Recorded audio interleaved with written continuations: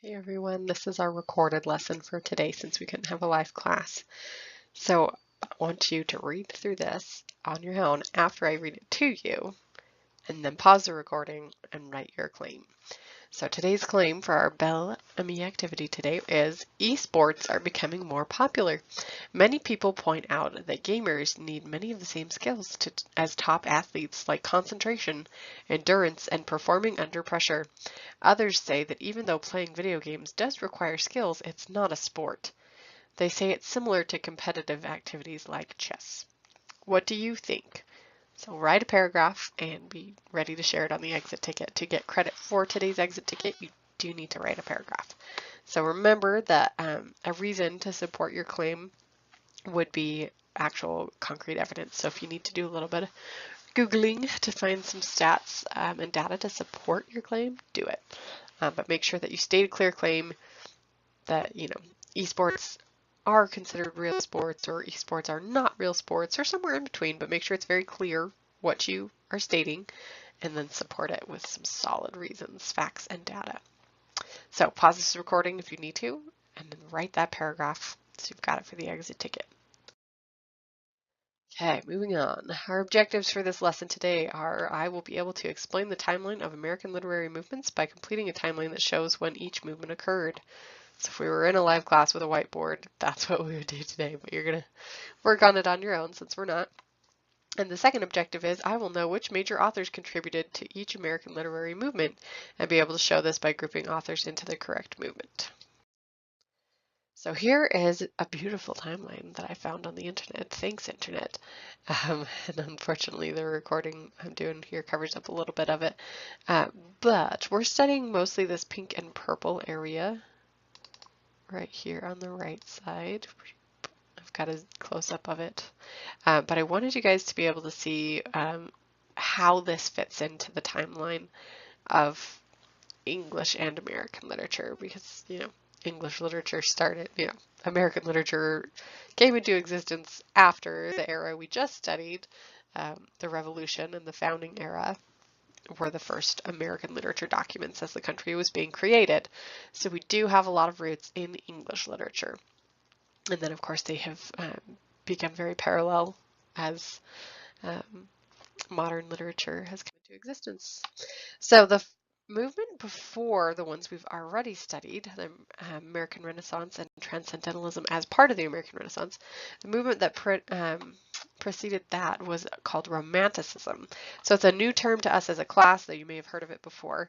It's essentially a movement in the arts and literature, like all the movements we're studying, that originated in the late 18th century, so just before the American Renaissance, emphasizing inspiration, subjectivity, and the primacy of the individual. So it's really setting up the authors and artists of the American Renaissance to take this idea of individualism and run with it.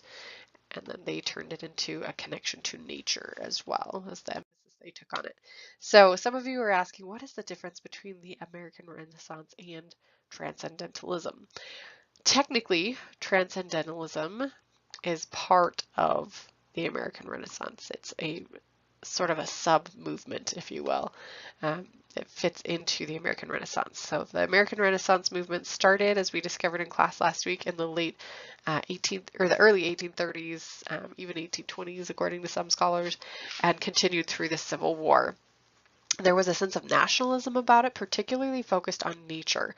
A lot of these authors wrote about the nature in our country, not necessarily the nature of our country, but nature as in the outdoors in America, in the United States. And then the Transcendentalists took it a step further as part of the American Renaissance and encouraged individuals to make a connection to nature, like an individual connection to nature, and to reject some societal norms. They were, you might say, some of the earlier feminists of the country. So this is the chunk of the timeline that we're focusing on. One of the earliest authors of the American Renaissance would be Henry Wadsworth Longfellow.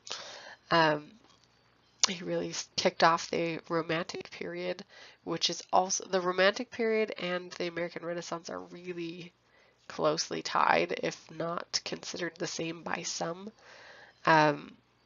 Romanticism was technically a little bit earlier, and then the American Renaissance came in a little bit later, but a lot of scholars really blend them together.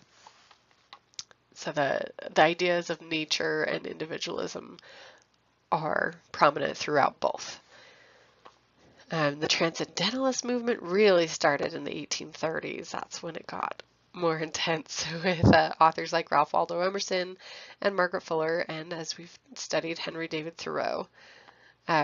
Nathaniel Hawthorne with the Scarlet Letter kind of snuck in there. He's really more of a romanticist than a transcendentalist. And then same with Herman Melville and Walt Whitman. They were not quite as much transcendentalists as they were part of the Renaissance or the Romantic period.